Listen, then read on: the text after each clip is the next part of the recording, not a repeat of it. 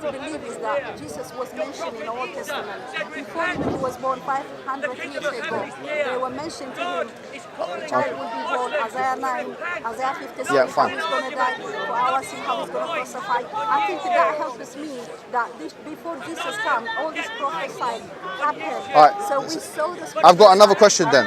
Okay, so you're saying that how do I know that the New Testament is from Jesus? Is you're saying the Old Testament says it? How do you know that the Old Testament, is from the first 5 books are from Moses, the rest of the books are from the prophets?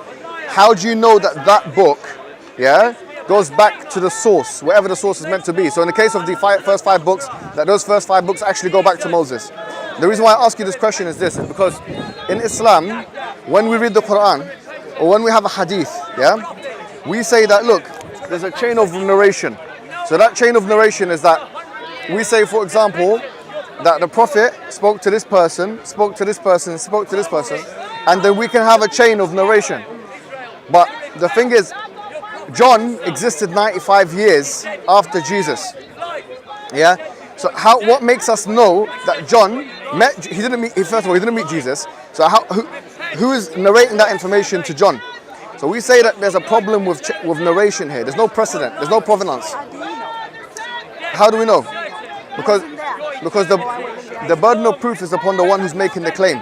So if you ask me, like with the Quran, what's the chain of narration? I can give you 10 chains of narration. I can say this person told this person, told this person, told us. So the Quran's not changed. It means like we don't. Was from Allah, Muhammad's Yeah. There's no contradiction in it. Yeah, we don't say there's any contradiction in the Quran. We would challenge someone. Because the Quran, look, it says itself. If this God was from other than God, you would have found in it many contradictions. So this is one of the challenges of the Quran. By the way, the Bible doesn't make that challenge. The Quran makes this challenge. The only problem is that Mohammed Hijab, for me, is that this Jesus that, as you all believe, is a good Messiah, is a prophet, even that. But here you are, all of you, will not be able to believe even one word he said about himself. No, but what I'm saying to you, look. The sinner, how can you deny that, Mohammed? I'm not denying everything in the New Testament. No. It's not black and white in the sense that, look, historians, when they look at documents, they say this might have been attributed to him, this might not have been attributed to him. They look at the sources. So we know with the New Testament there's different sources, Q source, T source, whatever it is, and we look back. Even though, Mohammed Hijab, I didn't see any problem in the New Testament, for me, those men, all of them followed Jesus, they ate with him, they drink with him. What's the proof for that? So what's the proof that Matthew, Mark, Luke and John met Jesus Christ? The proof because Jesus chose them. No. Where's the material evidence for it? Well, there is many evidence. Where can you give me one? I can't give you exactly now, but for me, as Bible is my book, and I'm sure you will agree with me, as Quran is your book, I believe everything in the Quran, I believe everything in the Bible. But the only my question is that I want my beautiful brother, sister, Muslim to know this truth. It is the truth. I want not only you guys, the whole world, because Jesus is, his life, he was perfect life. He never sinned, he never even attempted. He tempted by the devil, but he didn't win. He didn't lose. Basically, we all know so that. My sister, my question to you is this: you need to think about it critically, okay? It's not just I'm not trying to, I'm not saying nothing about the Bible. I'm just saying that look, if you ask me for the material evidence, material historical evidence of how we know the Quran goes back to Muhammad, goes back to the people that it's like Muhammad said it through the angel Gabriel, right? I can give you a chain of narration. You know what? Sorry, Mohammed Hijab. The problem for me, the big problem is that even though the Quran is 99% true, everything from God, there's 2 topics. The most important topic in the Bible is the secret in the Quran, and that is really shocked my heart. I mean, these 2, and then plus there's a lot of story in the Bible, in the Quran I saw about Abraham. But before we get there, you're judging the Quran with the Bible. But what I'm saying is, but what I'm trying to get to you is that the Bible itself is not verified. So it's like if I'm measuring, your height with a ruler that's bent, it wouldn't give you the right measurement. In likewise terms, I would say to you that the Bible, the Old Testament, and look, let me tell you something, okay? There's a whole field of study called text criticism, okay? What this field of study aims to do is to look at, to see what is most probably the Bible and what isn't. Look at the Old Testament. You got to have the Masoretic text, you have the Septuagint, you have the Dead Sea Scrolls, and then you decide what goes in and what comes out. That's what scholars do, and that's why you have different versions of the Bible, okay? And that's the Old Testament. The Septuagint, So the Septuagint is in Greek language, okay? It's not even in the Hebrew. Septuagint is Greek. They have to decide whether or not they want to put that into the Bible. You have to translate it first. So, but the thing is, the Septuagint, the Dead Sea Scrolls, and the Masoretic text, all of those three don't have a chain of narration back to Moses. And likewise, they don't have a chain of narration back to the prophets and all of the other people that's meant to be. What I'm saying to you is because of this, we don't know what Moses actually said. It's possible. I'm not saying that the Bible is all wrong. I'm not saying this. Yeah, I'm not saying the Old Testament is all nonsense. I'm not saying that. And I'm not saying the New Testament is all. What I'm saying is that as it stands, there's no way of finding out. I mean, let me ask you a question. Do you know there's 27 books of the New Testament, yeah? Why is there 27 and not 28 or 26? Do you know the reason? There was a man called Athanasius who in the year 349, I believe, yeah? He came and decided that it's going to be 27. Now, he decided up until Book of Revelation, okay? My question now is, why does he have the permission to decide how many books are in the New Testament? Why does he have that permission? You see, that's the problem. The problem is, there's nothing in the Bible that says, even ironically, that says that there's 27 books of the New Testament. Athanasius, there was not even a council, there was no council that decided what the New Testament would be. So for that reason, I say, look, what Jesus said is not equivalent to what the Bible says. Do you get the point? I know what you mean, and I can't argue with something I don't know. Right. But what I know is that these followers of Jesus, they even sacrificed themselves because of the message that was given. Some of them hanged, some of them killed. We know the story. So how can anyone, without seeing Jesus, without being with him, we're denying.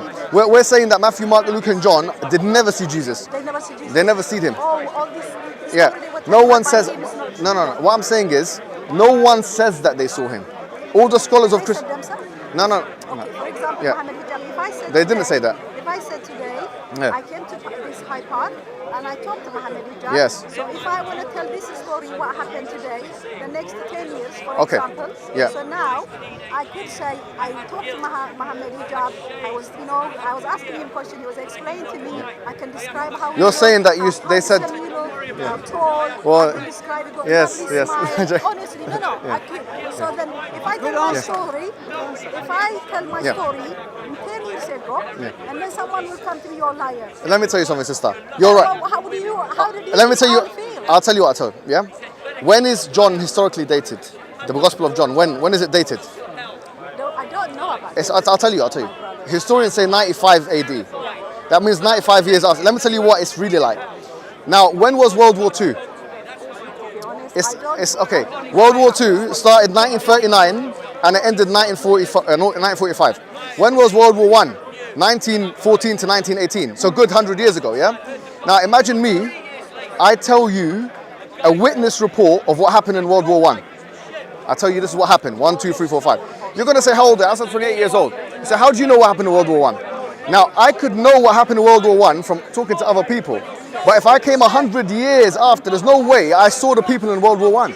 That's the similitude of John to Jesus. John, Gospel of John, is dated 95 AD, which means almost 100 years. It's like, World War I? Not even World War II, World War I. Yeah, that's the distance between Jesus and John. John, the one in John first, or are you talking John in Revelation? No, Matthew, Mark, Luke, and John, the Gospel writer. But even this name John, it's just a pen name. It's not really what his name was. Most scholars say that that's not him. It's not someone who met Jesus. You have it misunderstood. No one says that these are the disciples of Jesus. The historians and text critics don't say that Matthew, Mark, Luke, and John, the Christian ones, not the Muslim ones or the Jewish ones, the Christian ones themselves, they say that these people are not people that ate and slept and or this and with Jesus Christ. Likewise, on the other hand, we say that the Quran and the Hadith is narrated and preserved by those people who actually walked with the Prophet Muhammad, his friends. So we have the list of names of his friends. So Prophet Muhammad's friends, like Abu Bakr and Umar and Uthman and Ali, you know, and Zubair and this and that, and, all this, and his wives. And Those people, they were following Muhammad. yes, His companion. yes, So everything they said in the Quran is true. exactly. What they So, said. so what we say is that the Quran was recorded by the Sahaba, the companions, whereas the Bible was not recorded by the disciples. It's, Mohammed but Hijab, first of all, where's the evidence for that? to be honest, I can't give you evidence today. Faith is not about evidence. No, but no one We says know that though. We all believe God, not because we saw him or we touched him. This is Yeah. what So makes so us then we can be different Hindu, from we can be atheists. Sikh, we can be Buddhist. No, that's why we're different. Yeah. Mohammed Hijab, from Hindu, Sikh, me and you are different. Is because we know there's a creator. We know that. Yeah, Sikhs believe in Creator as well. There might be, but it doesn't matter. Even within Christianity, some people might have different Jesus. They might say something different, but that does not matter. But for me, the Bible is the base for me. That Yeah, but your base, that's the problem. You said that there is evidence, but what I'm saying is that Christian scholars themselves, they deny this. Bruce Metzger, he wrote a book. I don't follow He denies. them. I don't follow scholar. I follow the book. Fine, I have in my but hand. you have to have evidence. But that's the evidence. If look, let me tell you something, sister. Let me tell you something. What if I go to me and my friends in university? They decide to make a new version of the Bible. We'll call it the new 2020 version of the Bible. Like you have the new international version, this and that. We mix up the manuscripts and we say, hey, this is your base. What would you say to me? The story still stands about Jesus' story, why he came, what purpose did God send him. But I understand this. He died on the cross for the whole humanity. Mohammed Hijab, that story, I don't care what changes, everything else changed. But this beautiful story never changed. Look, what we're saying is, how do you know? Yeah, but why? Look, what I'm saying is this: is that we have to have evidence that the source. You have evidence Jesus came from a virgin woman. We believe in that because of. But what happened and he died for you on the cross? Let me explain, right? So what we say is this: we say that we have evidence that the first thing we need to have is evidence that the book that we're holding in our hands that claims to be divine authority from God, yeah, is actually narrated by the one who claimed to be the prophet. That's the problem, Mohammed Hijab. If Muhammad is receiving all this from angel, and this angel Gabriel is a pure angel who literally stands the right of the hand of God. So even if you call him a spirit, that's fine. But this angel, I wouldn't say this angel is lying, telling Muhammad different story and telling Mary different Exactly. story. And that is really questionable. No. Yeah. So here's what we would say. Look, we would say that before, if you look at the Bible, you'll find contradictory verses in the sense that you'll find that sometimes Jesus, he says, do not go in the way of the Gentiles, for I was only sent for the lost sheep of Israel, right? But that's not contradiction. No, and then you have, Something- you have other verses that, yeah. But okay, so look, the reason why we say, our narrative is this. We say that those who came before, Jesus, Moses, Abraham, etc., they came for their people and their time. So Jesus and Moses came for the lost sheep of Israel. Yeah? We say, Jesus said himself, I'm just repeating what Jesus said. But Jesus said at the end, when he died, when he rose from the dead, he said, go tell the whole world. the whole nation, I understand. When they believe, baptize them, and then teach them what I took to you. Yeah, so yeah. what would you say to that message? What I will say is this, is that's why I was talking about the contradiction, because you have some verses that indicate to the universality of the message. Problem with that message? What I'm saying is, you have some verses in the New Testament that indicate to universality, and other verses which indicate to exclusivity to children of Israel. But what we're saying, In the Quran, you see the Quran is what something contradictory, which is we can come to the fine. Quran after, Yeah, but the point I'm making is this: our narrative is that Jesus was sent to his people, Moses was sent to his people, Abraham was sent to his people. We say that Muhammad ﷺ was sent to everybody. Muhammad sent it only for Islam or for everybody? For everybody, because the Quran says, وَمَا أَرْسَلْنَاكَ إِلَّا كَافَّةً لِلنَّاسِ. We haven't sent you except for all of the human beings. Yeah, so this is what it says in the Quran. So the Quran says that like Muhammad he sent us for the whole world. That's right. What about Jesus then? So we say that Jesus was sent to the children of Israel. That's what Jesus says. He said it, he might say that, probably for that According to the New time, Testament. Right. Probably for that specific time, there is a reason maybe he say that, but that doesn't mean Jesus came to save only the Jew. I wouldn't be saved then, I'm a Gentile. No, exactly. Can you imagine? Look. I wouldn't. Look, let me ask you a question. Moses, when Moses was sent, who was he sent to? Moses did save Israel from Egypt. All right, so good. So he sent to the people of Israel, right? Yeah, because they were slaves in Egypt. All right, so is there a problem of a prophet of God being sent to only one group of people? Because they were slaves. They needed it. Yeah, They no, were but crying to it's God. not just, he's not the only prophet, right? You have many prophets in the Old God Testament. chose you, Mohammed Hijab. God can choose you to But sister, the idea of God sending a messenger or a prophet to only some people and not others, this is something within the Old Testament that you must agree. If you, Absolutely. yeah, I agree.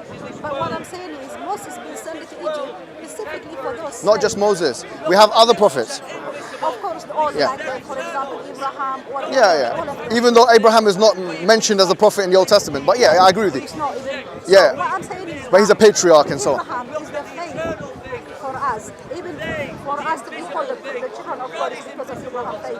So anyone come from Abraham is all basically saved by faith. I get you, but what I'm saying to you is that the idea of a prophet coming to some people and not to other people is something acceptable, right? Because it's something which even the Old Testament says.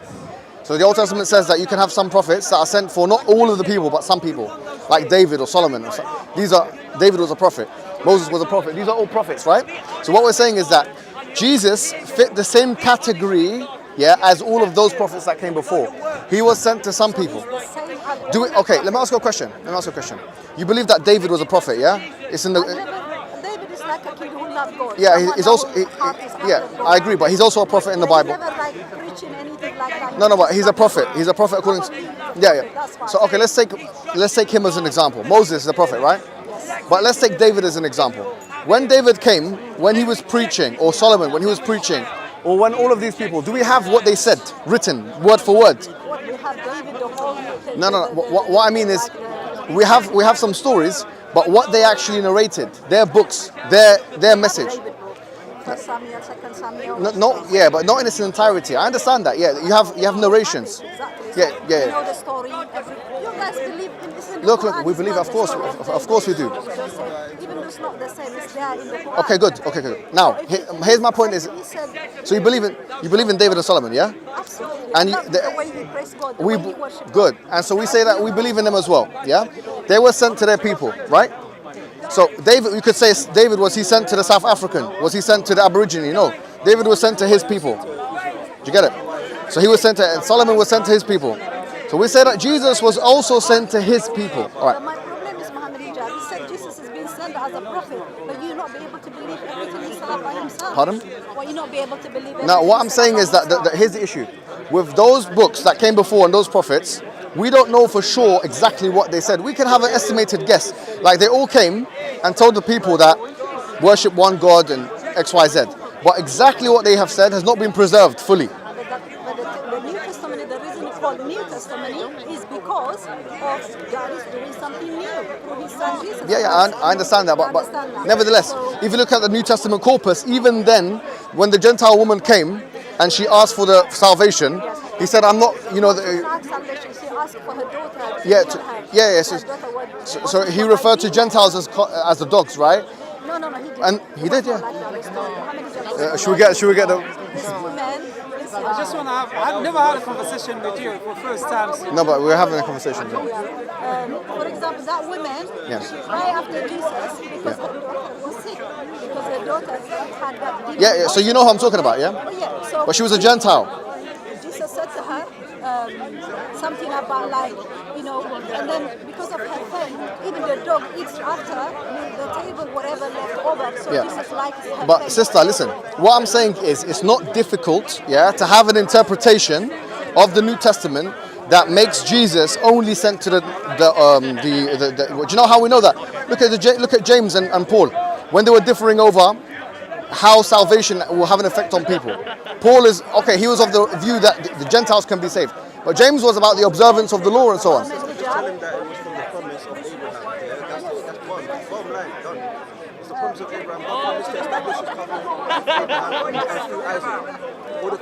The point I'm making to you is simple, yeah? The point I'm making to you is simple, is that you can interpret the Bible, the New Testament, as an exclusive message to the children of Israel for Jesus. You can interpret it, I'll give it to you. You can interpret it as a universalist message as well. I'm being open, yeah? But there are these contradictory verses. We can't lie about it. So on the one hand, you have this Jesus saying, "Do not go in the way of the Gentiles, for I was only sent to the lost sheep of Israel." And then you have, baptized in the way of the Father, the Son, and the Holy Spirit. So these two it's either one of those two, right? If you want to say I agree with the second one, no problem. I agree with you, no problem. But the issue is you can have two interpretations. Our interpretation is something which is not ridiculous from your perspective, which is in line with the exclusive message of Jesus Christ, which is the fact that Jesus was sent for the lost sheep of Israel.